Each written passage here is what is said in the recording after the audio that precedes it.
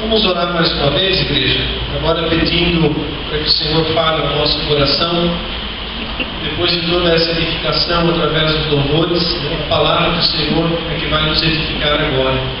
Então os nossos ouvidos devem estar atentos àquilo que o Senhor vai falar. Eu quero, pela misericórdia e graça de Deus, ser apenas um porta-voz, mas os nossos ouvidos nesse momento devem estar voltados completamente para a palavra do Senhor. Amém? Pai, nós te rendemos graças por todo esse momento, por todo o tempo. Estamos aqui te louvando, te adorando, desfrutando da comunhão dos irmãos. Te agradecemos por tudo isso e pedimos ao Senhor que mais uma vez o Senhor venha falar conosco pela tua palavra, que o Senhor abra o nosso entendimento, que ela venha cair como uma semente que cai em terra fértil, que ela frutifique através da nossa vida. Senhor, eu peço que tu me capacites a transmitida com fidelidade, assim eu possa honrar o teu nome. Em nome do Senhor Jesus é que eu oro. Amém e glória a Deus. Eu convido a amada igreja a abrir a palavra do Senhor na carta de Paulo aos Efésios, nos versículos 25 ao 27. Eu quero adiantar para que os homens acalmem o coração, porque nós não vamos tratar do assunto de casamento, embora esse texto ele fale sobre isso. Mas o tema da mensagem é a beleza da Igreja de Cristo. Então Efésios 5, do 25 ao 27, diz assim: Maridos, amai vossa mulher, como também Cristo amou a Igreja e a si mesmo se entregou por ela, para que a santificasse, tendo-a purificado por meio da lavagem de água pela palavra, para apresentar a si mesmo igreja gloriosa, sem mácula, nem ruga, nem coisa semelhante, porém santa e sem defeito. Amém? Amados, a imagem da igreja nos dias de hoje, ela não anda bem. Muitos dizem que a igreja tem inclusive perdido a credibilidade, e em parte isso é verdade. Nós vivemos um período de escândalos sem precedentes na história da igreja. Já houve muitos escândalos no passado, mas tem havido escândalos sem precedentes na nossa época. Mateus 18, versículo 7, ele diz assim: Ai do mundo por causa dos escândalos, porque é inevitável que venham escândalos, mas ai do homem pelo qual vem o escândalo. Cada vez mais tem sido difícil pregar o Evangelho por causa dos escândalos. Nós somos colocados como vitrines, perante o mundo. Nós cristãos, nós, Igreja do Senhor Jesus Cristo. E a imagem que se tem, inclusive, dos pastores, é que somos charlatões. Inclusive, na sexta-feira passada, eu havia ido até a Unimed fazer uma visita, conheci o Felipe e encontrei lá o Chico. O Chico estava entrando lá na Unimed para fazer tratamento. E aí o Chico estava conversando com o taxista. E eu cheguei bem naquele momento, fazia 2 minutinhos que o Chico tinha chegado, ele conversou 5 minutos com o taxista. E ele começou a perguntar para o taxista assim: olha, você é casado? Ah, já fui 2 vezes. O cara meio brincando. E aí, você tem filhos? O Chico perguntou. Ah, tenho 3, mas devo ter mais por aí. E aí o Chico perguntou: e você já se converteu? Mas na lata. E aquele rapaz deu uma parada assim, ficou meio sem resposta. Ah, eu não vou mais em igreja porque são todos charlatões esses pastores. E nem sabia que eu era pastor. Mas foi uma experiência, né? Eu creio que esse camarada passou o final de semana e deve estar pensando ainda hoje na pergunta que o Chico fez para ele, porque mexeu, né? De repente alguém chega e aponta se você está em comunhão com Cristo, né? Mas olha a visão que esse homem tem, né, de nós pastores, da igreja de um modo geral. Certamente ele usou aquilo como uma desculpa, né? Uma desculpa, ele usou aquilo para poder sair, né, da conversa. Mas, amados, há de entendermos que realmente tem acontecido muita coisa ruim no meio da igreja. Há muitos escândalos, há muitos charlatões, sim. E isso tudo mancha a própria imagem da igreja. E não é apenas o mundo que tem visto a igreja dessa maneira. Cristãos também estão desanimados por causa da imagem que a igreja tem apresentado. Imagina que você trabalhasse numa empresa que está à beira da falência. Que alegria você teria de sair da sua casa para ir trabalhar sabendo que a empresa está falida. Há muitos cristãos que têm visto a igreja dessa maneira. Têm perdido a alegria de congregar, estão se afastando das igrejas, porque consideram a igreja como algo que está falindo. Não tem mais o vigor que tinha antigamente. Não tem mais o amor que tinha antigamente. E quando a gente compara essa igreja de hoje com a igreja de Atos, capítulo 2, então nós ficamos ainda mais perplexos. Mas eu quero falar de tudo isso, porque há algo que nós precisamos compreender. Que essa igreja não é a verdadeira igreja do Senhor Jesus Cristo. Essa igreja recheada de escândalos, de charlatões, essa igreja que tem dado mau testemunho, essa não é a noiva do Senhor. Essa é a falsa igreja. Então, amados, nós precisamos distinguir isso. O foco da nossa atenção não deve estar nos defeitos. Conhece aquela história daquela pessoa que estava morrendo de sede e pediu um copo de água, e alguém lhe trouxe o copo de água pela metade.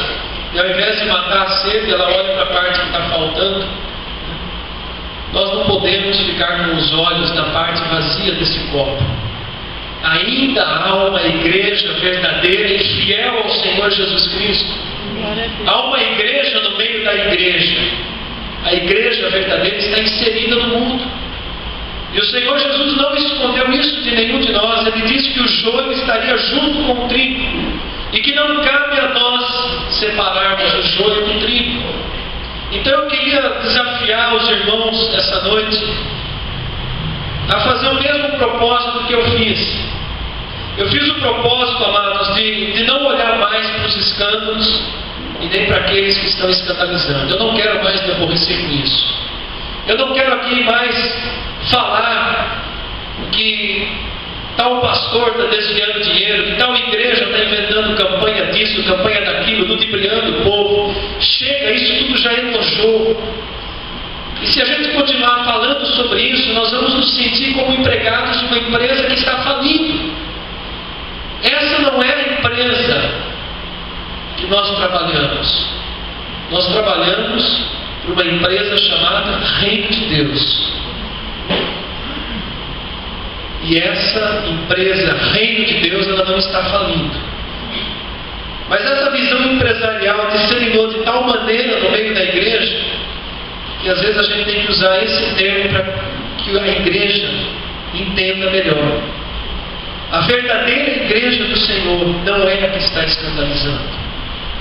Então, vamos fazer um propósito.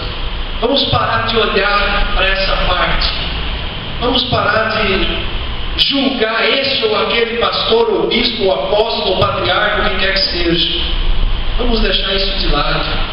Já cansou, já desgastou, já deu o que tinha que dar esse assunto, e tem causado mal no meio do povo de Deus.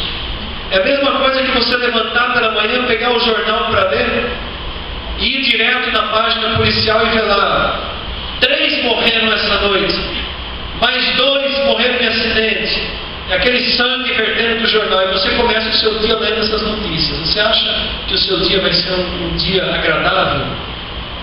Já vai carregando de sujeira, de coisa desagradável.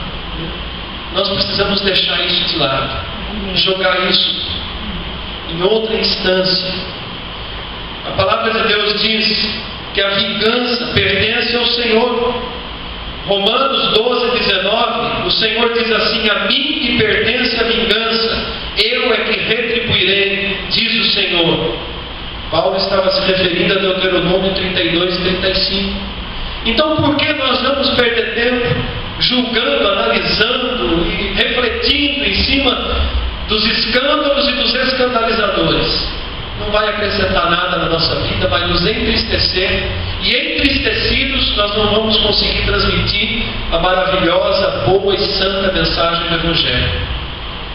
Nós não vamos saber responder para aqueles que estão acusando a igreja, generalizando, colocando nós, pastores, liderança e membros, como se fôssemos farinha do mesmo saco, o que não é verdade. Então, amados, vamos fazer esse propósito. Vamos falar da verdadeira igreja, da igreja que vale a pena falar. A vingança pertence ao Senhor. Aqueles que estão fazendo isso com a noiva, eles vão prestar contas ao Senhor. Hebreus 10:31 também diz que horrível coisa é cair nas mãos do Deus vivo. Eles vão se entender com Deus. Entende? E ai daqueles que fazem tropeçar os pequeninos, a palavra de Deus diz isso. Melhor fora que colocasse uma pedra pesada no pescoço e se lançasse no mar, do que causar tropeço no meio da igreja do Senhor Jesus. Há muitos desses escandalizadores que têm tratado a noiva como prostituta. E há muitas prostitutas que têm passado por noiva. Eu me refiro às falsas denominações cristãs, às seitas heréticas, que têm aparência de noiva, mas não são noivas do Senhor Jesus. São prostitutas. Então nós precisamos fazer essa distinção de igreja e igreja. E é nesse aspecto que eu quero trazer a palavra para nós essa noite, para que nós compreendamos em qual igreja nós militamos, a igreja que nós servimos. Quando alguém parar você e perguntar qual é a sua igreja, em que igreja que você vai, em que igreja que você faz parte, a nossa resposta sabe qual tem que ser? Eu faço parte da igreja a qual Cristo amou de tal maneira que Ele deu a sua vida por ela. Eu faço parte da igreja gloriosa, sem mácula, nem ruga, porém santa e sem defeito. Eu faço parte dessa igreja. Você quer também fazer parte dessa igreja? Fazer um convite a não perder as oportunidades igual o presbítero Chico. Você quer fazer parte dessa igreja? Dessa igreja santa? Dessa igreja honrosa que glorifica o nome de Deus? Porque eu faço parte dessa igreja. Então essa tem que ser a nossa visão de igreja. É essa igreja que nós servimos, amados. Ainda existe no mundo essa igreja. Mas onde está o endereço dessa igreja? Quem é o pastor dessa igreja? Fala que a gente vai todo mundo para lá. Amados, nós somos essa igreja. O pastor dessa igreja é o Senhor Jesus Cristo. Nós fazemos parte desse corpo. E é essa imagem que nós precisamos transmitir para aqueles que não conhecem a verdadeira igreja, que estão escarnecendo da igreja, porque nós somos o sal e a luz do mundo. Então, amados, essa é a igreja da qual nós fazemos parte. Essa é a igreja que faz diferença no mundo de hoje.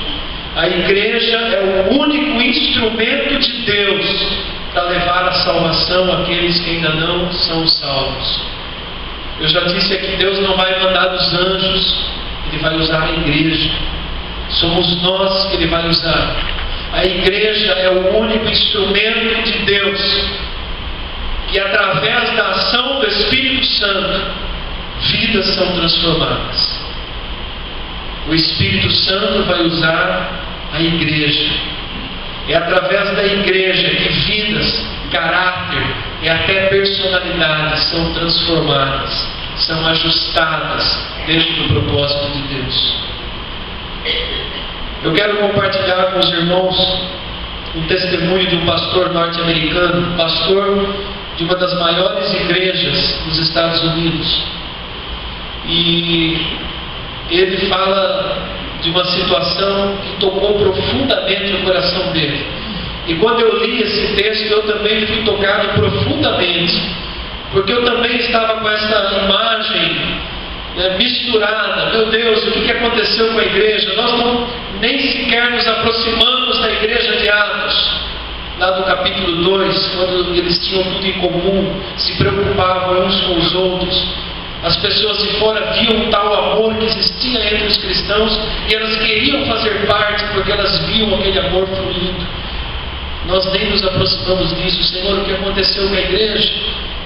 Eu andava questionando isso, mas o testemunho desse pastor abriu os meus olhos para que eu enxergasse que ainda existe na face da terra uma igreja verdadeira, que no tempo de tragédias, no tempo de grandes necessidades, é essa igreja que vai fazer diferença. E ela está em todo lugar. Ela é formada por todos aqueles que têm um compromisso verdadeiro com o Senhor Jesus Cristo.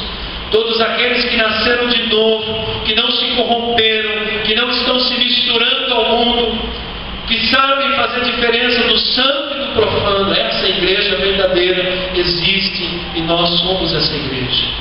Nós somos chamados para ser essa igreja. E eu quero compartilhar com os irmãos algumas páginas do testemunho desse pastor.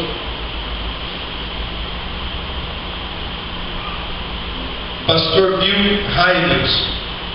Ele fala sobre o impacto que causou na vida dele quando, nos dias em que ocorreram o ataque às Torres Gêmeas, ele e mais alguns líderes foram convidados para andar no local onde tinha acontecido a destruição daqueles 2 prédios. E ele ficou por 90 minutos andando junto com as autoridades naquele lugar.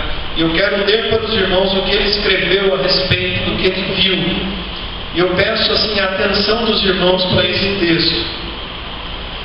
Naquela manhã que abalou o mundo em 11 de setembro de 2001, a vizinhança de Manhattan, Nova York, transformou-se em uma zona de guerra. Os terroristas não fizeram prisioneiros, nem se apossaram de reféns. A morte foi a única opção que eles ofereceram, de modo que 3.000 civis morreram naquele dia, a maioria sem oportunidade de um abraço final ou mesmo de um último adeus. As autoridades de Nova York me convidaram para conhecer o local exato da tragédia e conduziram-me através dos postos de checagem para o interior do fosso, a área imediatamente em torno das torres derrubadas. Nas macabras sombras de enormes guindastes que vagarosamente moviam pedaços de metal retorcido, equipes de resgate cavavam através dos escombros e brigadas equipadas com baldes passavam recipientes de entulho de mão em mão. Comece a imaginar a cena. Fiquei sabendo que trabalhadores se moviam silenciosamente, tentando escutar qualquer som de sobreviventes. Palavras não podem transmitir, nem a tela da televisão pôde captar a imensa devastação que eu vi naquela hora e meia. Nos primeiros 30 minutos, as 3 únicas palavras que saíam da minha boca eram: não pode ser, não pode ser. Na minha imaginação, eu havia visualizado as 2 longas torres desabando em pilhas de ruínas, que caberiam facilmente nos limites de um grande estádio de futebol. A minha imagem mental era grande e trágica o suficiente, mas a realidade era centenas de vezes pior. Uma área inteira em ruínas, vários quarteirões aniquilados. Um dos menores edifícios de 40 andares veio abaixo. Vários prédios maiores que ainda estavam de pé teriam que ser derrubados, demolidos, porque corriam risco. Alguns estavam com a parte da frente completamente arrancada. Quando eu vi a dedicação das equipes de resgate, com muito deles ainda cavando, depois de dias, disse mais uma vez: não pode ser. Bombeiros trabalhavam com as mãos sangrando e os pés cobertos de bolhas, pois haviam companheiros seus soterrados sobre pilhas de metal retorcido. Trabalhavam por mais de 24 horas seguidas. Como posso descrever o que é estar com eles? Olhar dentro dos seus olhos e ver a união profunda, a completa exaustão de uma determinação inflexível. E havia centenas e centenas deles. Eu me senti despedaçado, querendo segurá-lo pelos ombros e dizer: por favor, pare, vai descansar, vai para sua casa, você precisa de descanso. Mas ao mesmo tempo eu queria tocá-los e dizer: não desista, porque se eu estivesse debaixo daquela pilha de destruição, eu queria que você continuasse cavando por mim. Eu nunca estive em nenhuma guerra, por isso jamais vi homens e mulheres como aqueles. Jamais havia visto pessoas que estavam quase morrendo em pé retornarem para a carnificina, porque simplesmente não podiam reagir de outra forma. Nunca poderei esquecer. Pessoas como aquelas que enobrecem o espírito humano eram verdadeiros heróis. A única coisa que eu poderia dizer era: não pode ser. Mais tarde, não preste atenção nesse detalhe, fui levado a alguns quarteirões de distância, onde haviam fotos, milhares de fotos em quadros de avisos, onde pessoas se estendiam por mais de centenas de metros na calçada, buscando informação de seus parentes desaparecidos. As pessoas ficavam andando de um lado para o outro, mostrando fotos de seus parentes para ver se alguém tinha visto algum deles. Pais que perderam filhos, esposas procurando maridos, filhos procurando os pais. Não podiam nem comer nem dormir, porque havia ainda esperança de que estivessem vivos. Eu podia compreender a persistência dessas pessoas. Enquanto caminhei mais adiante, e enquanto as únicas palavras da minha boca eram: não pode ser, estranhamente, porém, me deparei. Eu estava esmagado pela tristeza. Mesmo assim, uma profunda esperança surgia no meu coração, cortando os meus pensamentos que ecoavam na minha mente. Vinham palavras que havia repetido mais de 10.000 vezes anteriormente, mas que agora cortavam como um lampejo, uma urgência. A igreja local é a esperança do mundo. A igreja local é a esperança do mundo. Não pretendo diminuir o trabalho de tantas e magníficas organizações que realizaram o trabalho amoroso, caridoso e maravilhoso no meio daquela angústia. A Cruz Vermelha distribuía luvas e máscaras de respiração, meias e botas limpas. Restaurantes montavam churrasqueiras nas calçadas e cozinhavam gratuitamente para as equipes de resgate. Fabricantes de refrigerante doavam bebidas. Grupos humanitários e empresas de grande porte arrecadavam centenas de milhões de dólares para as famílias das vítimas. Chovia dinheiro. Todos deveriam se orgulhar de tais ações e eu também me orgulho. Mas trabalho de um tipo mais profundo estava acontecendo nos bastidores do centro de Manhattan naqueles dias. Enquanto aqueles heróis trabalhavam buscando por corpos, muitos pastores e voluntários das pequenas igrejas se juntavam em ações de caridade, ajudando a suprir as necessidades físicas e materiais. Eles iam muito além disso. Eram simples cristãos como eu e você. Sentavam-se com as pessoas que choravam com elas, acompanhavam até as suas casas quando ouviam a notícia de que seu ente querido estava morto.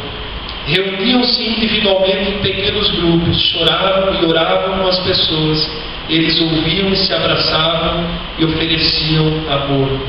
Isso aconteceu 24 horas por dia a fio. Isso não foi divulgado pela mídia, foi ignorado. O clipe nunca passou em nenhuma rede de notícias.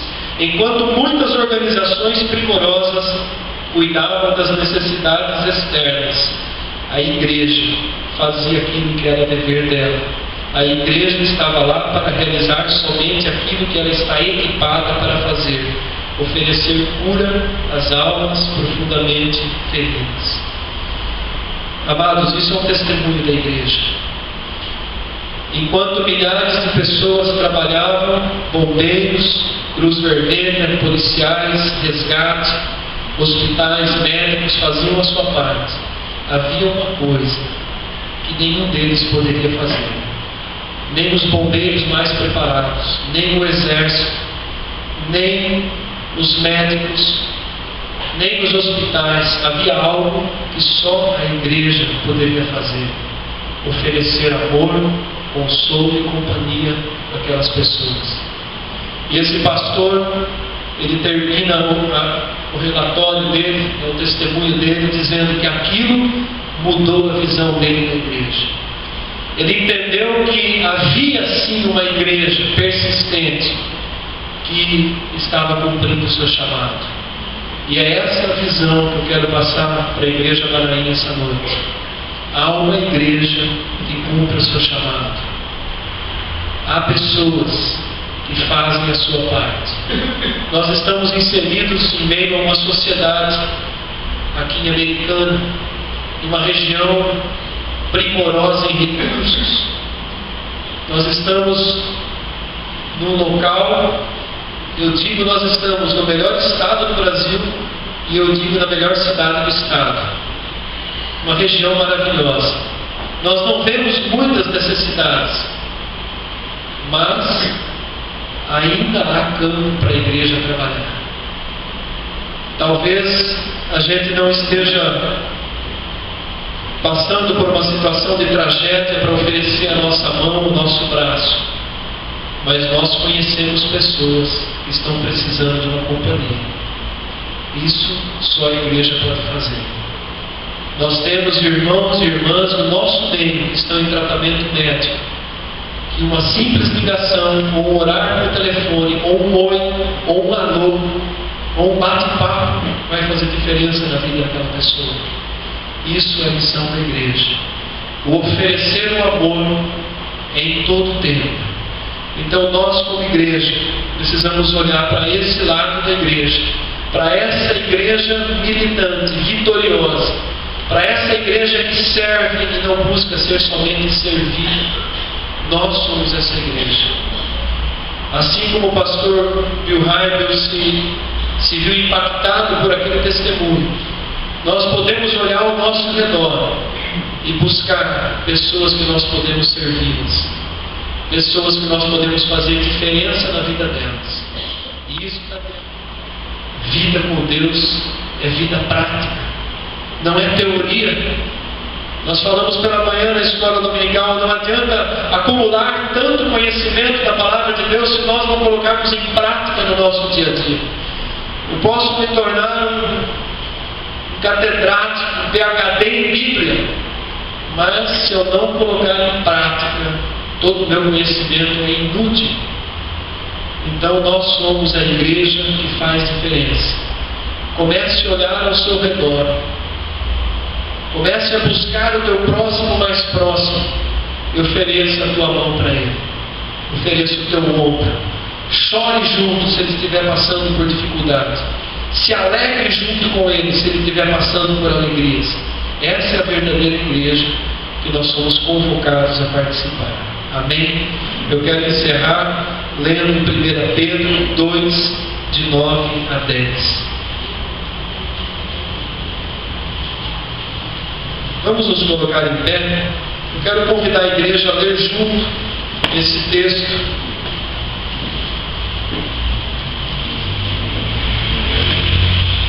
Primeira Pedro, capítulo 2, versículos 9 e 10. Amém? Vamos ler todos juntos. Vós, porém, sois raça eleita, sacerdócio real, nação santa, povo de propriedade exclusiva de Deus, a fim de proclamardes as virtudes daquele que vos chamou das trevas para a sua maravilhosa luz. Vós sim, que antes não erais povo, mas agora sois povo de Deus, que não tinhais alcançado misericórdia, mas agora alcançaste misericórdia. Essa é a verdadeira igreja. Nós fazemos parte dessa igreja. Amém? Então vamos, de hoje em diante, olhar para essa igreja, nos comprometer com essa igreja e não mais olhar para aquela outra. A outra, deixe que o Senhor, no devido tempo, vai fazer o que tem que ser feito. Amém? Não vamos mais falar daquilo, vamos falar da verdadeira igreja. Vamos trazer o lado bom à luz. Vamos transmitir o que a igreja tem de precioso, que glorifica o nome do Senhor nosso Deus. Amém? Vamos levantar as nossas mãos. Que a graça e a paz do Senhor Jesus Cristo, o amor do Pai e a comunhão do Espírito Santo permaneçam conosco. Amém e glória a Deus. Dê um abraço carinhoso quem está mais próximo. Declare uma semana de bênção, uma semana de vitória, em nome do Senhor Jesus Cristo.